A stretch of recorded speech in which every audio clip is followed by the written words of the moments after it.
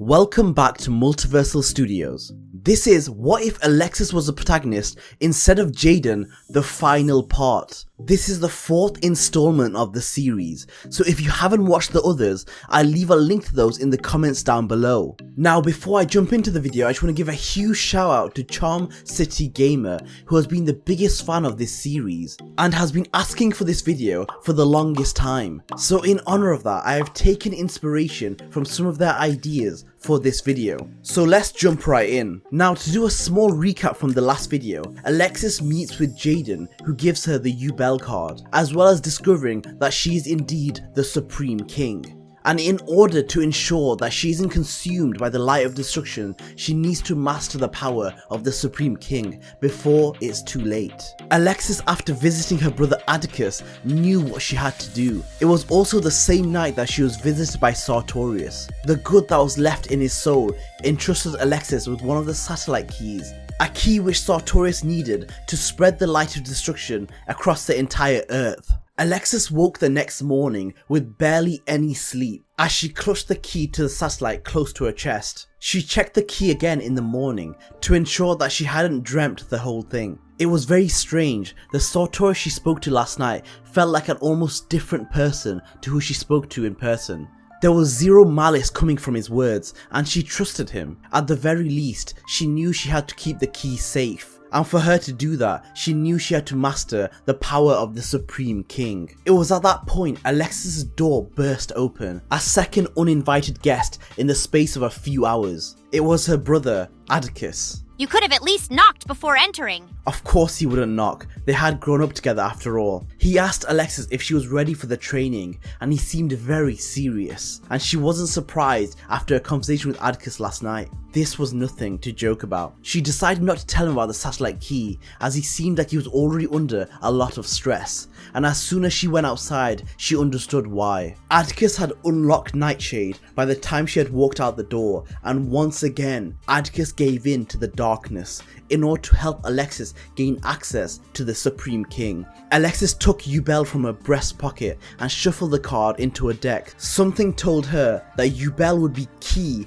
in unlocking the Supreme King. The duel began, and it was nothing like her duels she had played with Atticus when they were kids. He was out for blood. Atticus started by summoning the Red Eyes Black Chick, which he immediately tributed to summon the Red Eyes Black Dragon, which then he also immediately tributed to summon the Red Eyes Darkness Dragon, all in one turn. Atticus taunted her, telling her to give in to the darkness inside of her, and then he set two cards and ended his turn. Alexis felt a little nervous. What if she couldn't unlock the Supreme King and she put Atticus through this for nothing? Alexis decided to have faith in her brother, and she used polymerization, fusing her Etoil Cyber and her Blade Skater to summon the iconic Cyber Blader. She was well aware it wasn't strong enough to destroy the Red Eyes Darkness Dragon. However, since Atticus only had one monster on the field, Cyber Blader was immune to battle destruction. She set one card face down and she ended her turn. Atticus smirked whilst drawing. He knew Alexis' plays all too well, and to unlock the Supreme King inside of her, he needed to push her past her limits. He activated Diffusion, splitting the Cyber Blader into the two original monsters. He then proceeded to activate Monster Reborn, bringing back his Red Eyes Black Dragon. He then attacked Alexis with the two ferocious dragons. Luckily, Alexis had Negate Attack face down in order to end the battle phase. However, it was clear from Atticus' expression that he wasn't going to allow her to escape that easily, so he activated Inferno Fire Blast, which did 2,400 points of damage directly to her life points. However, it wasn't normal damage. Embedded into the attack was the dark energy emitted from Nightshade. Alexis could feel something stir inside of her. However, each time she felt the dark power stirring, it disappeared as fast as it appeared. Alexis felt lost. Was anger and hatred the only way to unlock this power? She needed answers. Alexis drew from her deck and sacrificed her 2 remaining monsters to summon Yugioh. Alexis desperately asked Yugioh for some advice. However, Yugioh kept a still face and told Alexis that the Supreme King reacts to strong, negative emotions. And she proceeded to tell Alexis to focus on her brother, who is currently sinking further and further into the shadows, in order for her to break through as the Supreme King. Overwhelming guilt flowed through Alexis on hearing this, as she looked into her brother's eyes, which seemed less and less like a brother as he went deeper into the shadows. Alexis, overcome with guilt and sorrow, felt a stir inside of her. She felt a secondary presence, however at the same time it was still her. A power unlike anything she had ever felt before,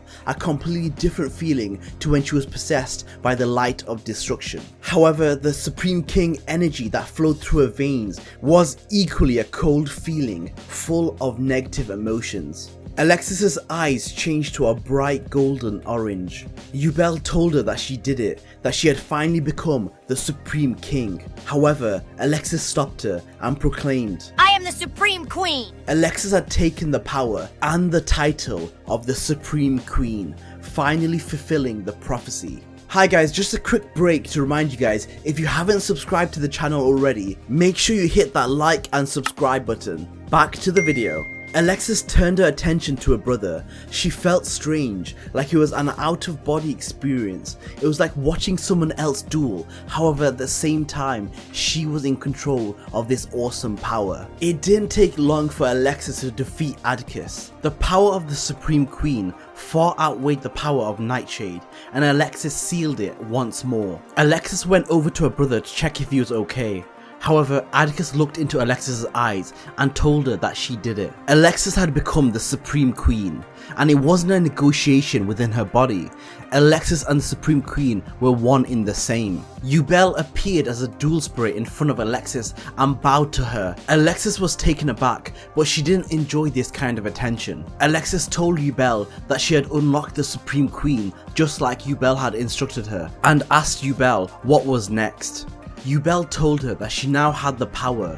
She must complete her destiny and battle the light of destruction and save humanity. However, she told Alexis that in her state as she was incomplete. Alexis was confused. She had never felt so much power before, and somehow that wasn't enough. However, Yugioh began to explain. She told Alexis that for the Supreme Queen to be able to combat the light of destruction, she needs her ultimate weapon. A weapon which symbolized her power and dominance as the Supreme Queen. But Alexis wasn't interested in power. She wanted things to go back to normal. She wanted her friends to be free from the Society of Light, and most importantly, she wanted to stop Sartorius from infecting the entire world. However, Yugioh was insistent that in order to accomplish her goals, she needed something to fight the light of destruction. Yugioh informed her of a card called Super Polymerization, a card so powerful it was able to fuse dimensions itself. However, in order to create such a card, it must feed on the negative emotions of the people closest to her. You see, in the original timeline, the Super Polymerization card consisted of 5 emotions, which was the building blocks to create the card. 5 people were sacrificed. Chaz embodied anger, Tyrone Hasselberry embodied hatred, Atticus was anguish, Alexis herself was sadness, and Cyrus Truesdale was doubt.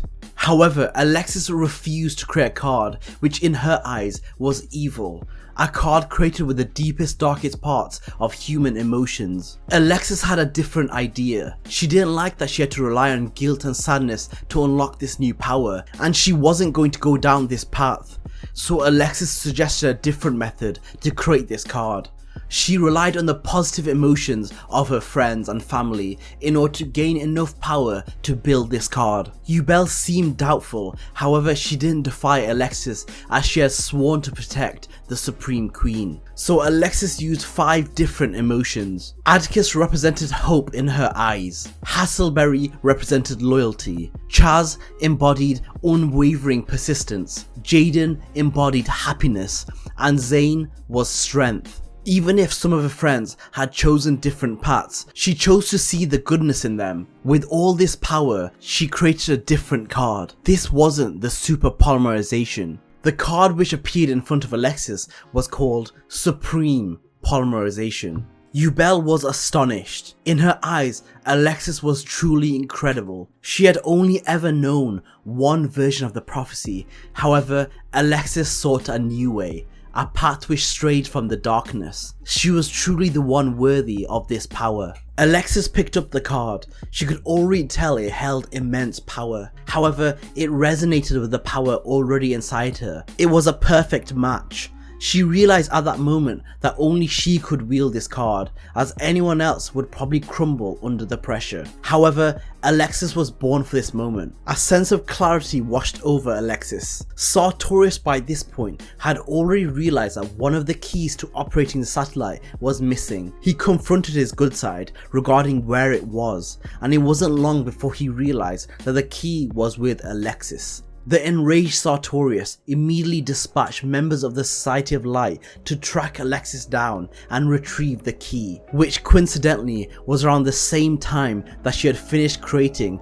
the Supreme Polymerization. Alexis was surrounded by 5 Society of Light duelists. However, the Supreme Queen inside of her saw this as a perfect opportunity to test her new power, and strangely, she was excited to duel. Alexis still had to keep the power of the Supreme Queen in check, but it was much easier to control compared to the Light of Destruction, which seemed like a foreign entity inside of her. Alexis shuffled her new fusion card into her deck and challenged the 5 duelists to duel her simultaneously, 1 versus 5. Even allowing the 5 duelists to go first. The 5 Society of Light duelists smirked like they thought Alexis was crazy and immediately started their turn, each duelist summoning a monster. However, when it came to Alexis's turn, she drew the Supreme Polymerization. It was like no matter where the card was in her deck, it would always be there when the Supreme Queen called for it. This was one of the many powers she had attained. She activated the card,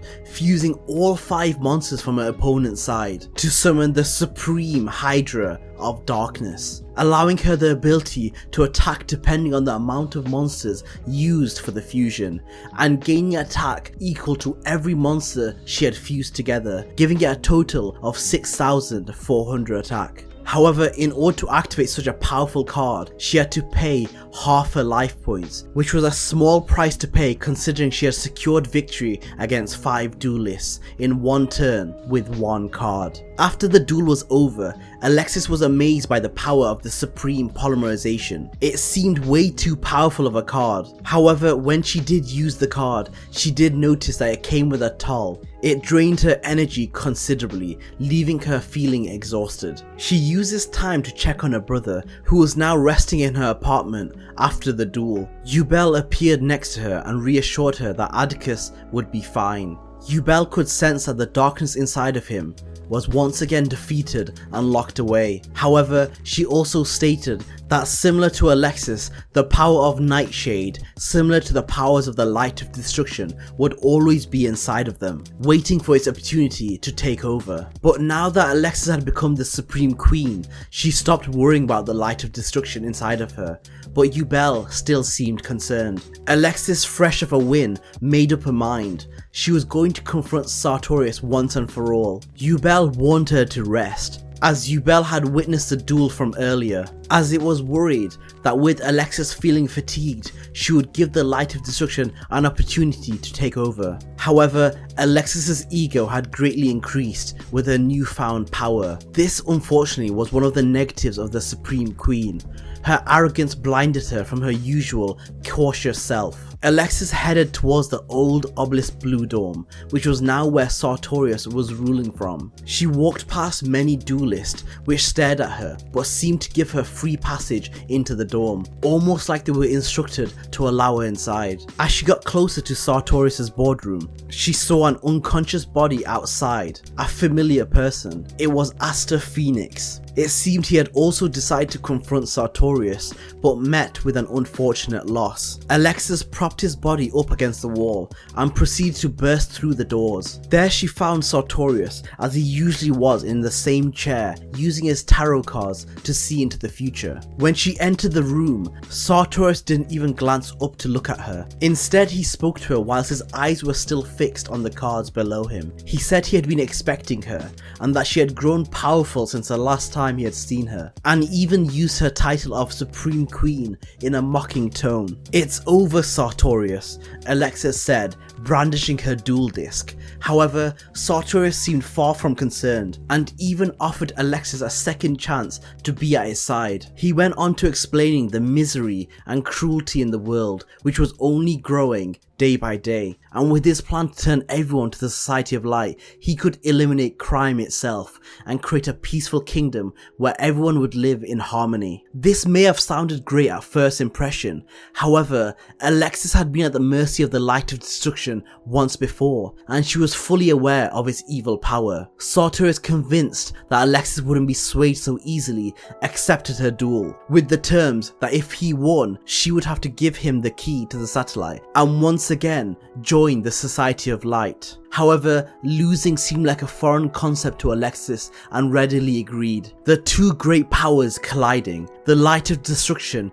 versus the Supreme Queen. Yugioh appeared to Alexis and explained that Alexis must maintain the balance between light and dark, and the Light of Destruction proceeded to overthrow that balance, and the only way to fight against it was with the power of darkness. Sartorius started the duel by summoning Arcana Force 1, the Magician, in attack mode. These monsters were strange. They had weird abilities, which was determined by luck. However, Sartorius had the ability to change destiny itself, which meant Sartorius could alter the outcome of the ability in order to favour himself. Alexis, on her turn, activated Machine Angel Ritual, a ritual spell card. However, as soon as she activated a spell card, Arcana Force Magician's attack was doubled, bringing its attack to 2200. However, it wasn't enough. Alexis had summoned Cyber Angel Dakini, which when summoned is able to send one monster to the graveyard, leaving Sartorius wide open for an attack. Alexis attacked Sartorius with 2700 points of damage. However, Sartorius barely flinched, even taunting her. "Can't you feel it? The light of destruction now shines in you. Didn't it feel good to hurt me? To watch me writhing in pain?" Alexis knew he was right. She could feel the Light of Destruction inside of her growing stronger each time she attacked Sartorius. She was still a little tired from her last duel, and it became harder and harder to keep the Light of Destruction at bay. However, even though Alexis had a quick lead in the duel, overpowering Sartorius with the Supreme Queen, Sartorius soon realized the blatant weakness inside of Alexis and channeled the Light of Destruction in order to reach out to the part of Alexis which was still affected. The Light of Destruction was feeding on Alexis. Alexis felt overwhelmed as she fell to her knees. The Light of Destruction was sapping the strength of the Supreme Queen. She could feel it take over. She could hear Sartorius' voice in the background screaming for her to join him, as he knew he had won. Alexis could also hear Yugioh's voice from her card, saying it could no longer hold back the Light of Destruction, and at any moment it would consume her.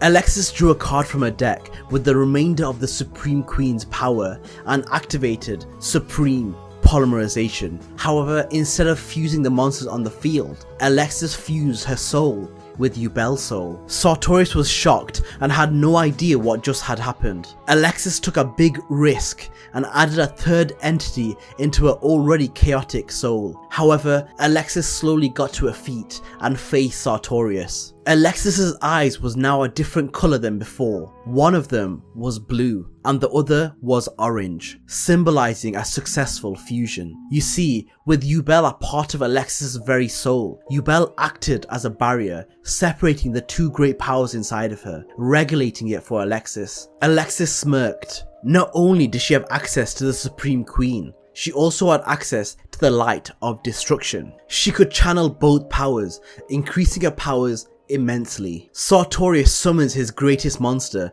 Arcana Force Light Ruler, in a last effort to counter Alexis.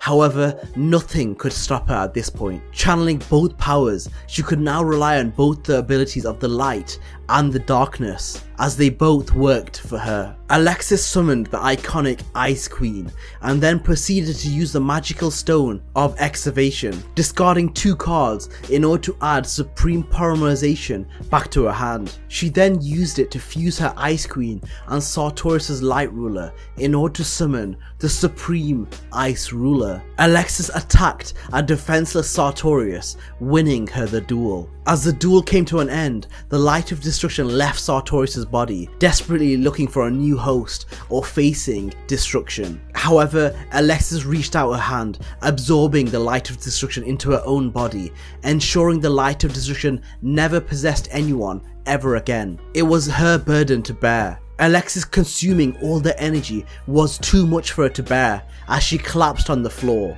However, when she looked up, it was Yugioh reaching her hand out in order to help her to her feet. But when she looked again, she saw many hands, the hands of her friends, all helping her when she needed it the most. And that, guys, is the end of that video. If you like this video and want to see more like it, please write your suggestions down in the comments below. Also, if you like and subscribe to this video, it would be a great help, and hopefully we can reach 3,000 subscribers. Until next time.